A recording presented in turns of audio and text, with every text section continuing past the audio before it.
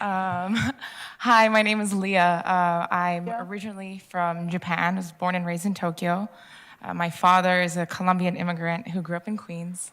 And my mother is a second generation Zainichi Korean. So when I started reading your book, admittedly, I'm only about a third of the way through Pachinko. Colombia appears in that book. I'm sorry? Colombia appears in the book. I'm excited to get to that part. I'm sorry I haven't gotten there yet. I'm excited for you. So one of the first things I thought about like 3 pages in was like the people who need to read this are Japanese people. Should be one of the main audiences, who don't see Koreans as human. I feel like them being able to kind of experience this book and relate to characters that they may not see as someone that's relatable to them, I think that's really important. So I looked for a Japanese copy because I wanted my mother to read it. And I found that there is not a Japanese copy. There's not a Japanese translation of Pachinko. Not yet. Not yet. So It's been purchased by 27 territories, I think, now. So it's going to come out by Bungi Shunju, and apparently it's in the works. Interesting. Okay, so that was one of my first questions was that in the works, and can I help you But make most that happen? Zainichi Koreans have been reading it in Korean, and that's already out. And that's by a publisher called Munhak Sasangsa. So I think my original question was that in the works? It's great to know that it is.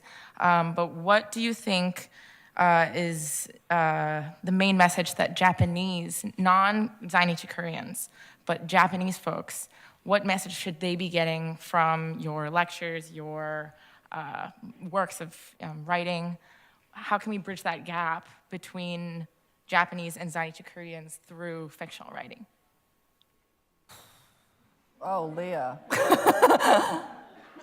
I like your question. I think it's an important question because I believe in reconciliation and reunion. With all my heart, I do. And I believe that the only way we can really think about other people is through empathy, and that's hard to do. And one of the things that I really hasten all of us against is to tell people what to do. I encourage, I try to create drama. I hope that you find yourself in the story. I sort of joke that my agenda in life is to make all of you Korean. Because I think that if I can make all of you Korean, that you would see that all of us are connected. But I think that being didactic doesn't seem to work.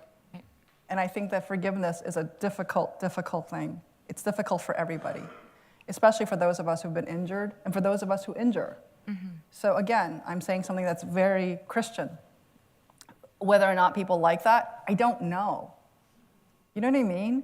Because I'm really angry about a lot of things. So sometimes I'm not in a position to forgive. I'm still mad. But I tend to work it out through my drama. But in terms of a message, I don't think I have a message about the Japanese. I do think that what I have tried to do is to be honest about the history. And that's the reason why I do so much homework. I do a lot of homework because even though I may start out with a position of an argument, I often find that my argument is wrong in the face of evidence, in the face of reality. And this goes back to the question of reality corrects preconception.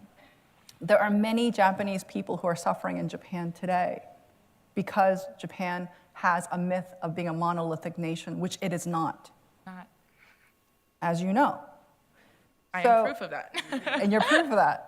My husband is half Japanese. My son is a quarter Japanese. So clearly, I think it would be preposterous for us to think that Japanese people are evil. It's almost like saying that anybody's evil if they've had any kind of colonial history, and that's silly. But what I do think is evil, because I believe in the existence of evil, is dishonesty about one's history. So I think that if we are honest about history, then we can begin to consider reconciliation. Thank you for your work. I look forward to reading it in Japanese too. Thank you. 일본인들이 이 작품을 통해 받아야 하는 메시지나 어떻게 하면 소설을 통해 제1한국인과 일본인 간의 감정의 골을 메울 수 있을까? 일본 출신의 여학생은 아마 무언가 거창하고 울림이 있는 대답을 기대한 듯 보였습니다.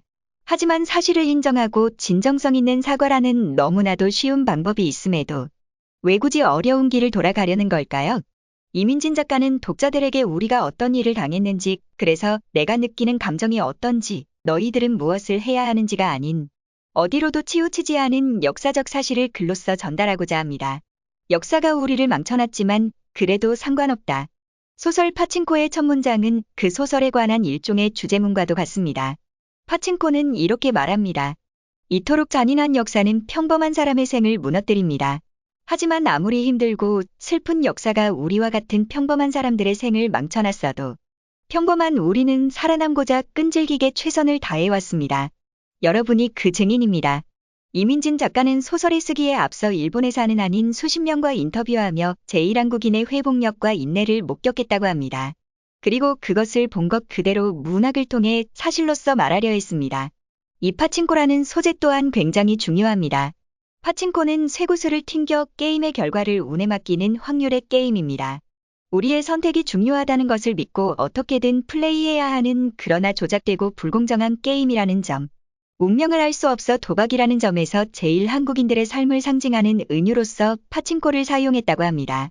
그렇게 몇 년간의 조사와 수십 명의 역사학자의 자문을 통해 소설 파친코는 2017년 세상에 나와 빛을 보게 되었습니다.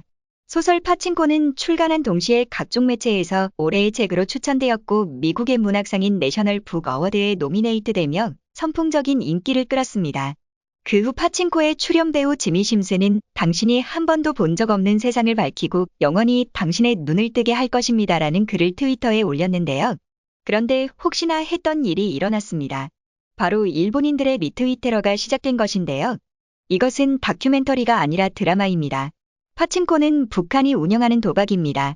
최근 램지어 박사가 위안부를 공식적으로 부인했다는 사실도 알아야 합니다. 그들이 믿는 이야기는 완전히 조작된 것입니다. 조심해요, 지미. 선연속국인 이시왕조와 국제법에 따라 양국이 비준하고 결정한 한일합병을 완전히 왜곡하고 있습니다. 한국인은 근대화로 행복해졌습니다. 그런데 놀라운 일이 벌어졌는데요. 바로 한국인이 아닌 외국인들이 이를 반박하기 시작한 것입니다. 사실을 잊을 수는 없다. 한국은 30년이 넘게 일제치하에 있었고 한국인들은 노예처럼 고통받았다. 미안하지만 그건 한국인들이 절대 잊지 못할 사실이다. 그리고 이 시리즈는 틀린 말을 하고 있지 않다. 왜 비판하는지 모르겠다. 소설보다 더 잔인한 상황이 있다. 더 현실적이고 더 슬프고 더 많은 고통이 있다. 내가 보기엔 최대한 품위 있게 표현했다. 파친코는 일본이 한국에서 저지른 학대와 잔혹행위의 절반도 반영하지 않는다. 무엇이 불만인가? 사실이다. 그들은 다른 사람의 눈 속에 있는 티는 보면서 자신들의 눈 속에 있는 들보는 보지 않는다. 그들은 한국인들뿐만 아니라 중국인들 심지어 자국민에게 행해진 학대와 잔인함도 유명하다. 하지만 히로시마 핵폭탄이 그들의 기억을 지운 것 같다. 라는 팩폭까지 날리기도 했습니다. 미국의 한 네티즌은 이렇게 말합니다. 4년간 받은 고등교육보다 미드 파친코를 통해 한일 관계를 더 잘 알게 되었다고. 과거 백범 김구 선생님께서 그토록 강조하셨던 문화의 힘이라는 것을 다시 한번 느끼게 되었습니다. 영상이 재미있으셨다면 구독과 좋아요 그리고 알람 설정 부탁드리겠습니다. 더 좋은 영상으로 보답하겠습니다. 그럼 시청해주셔서 감사합니다.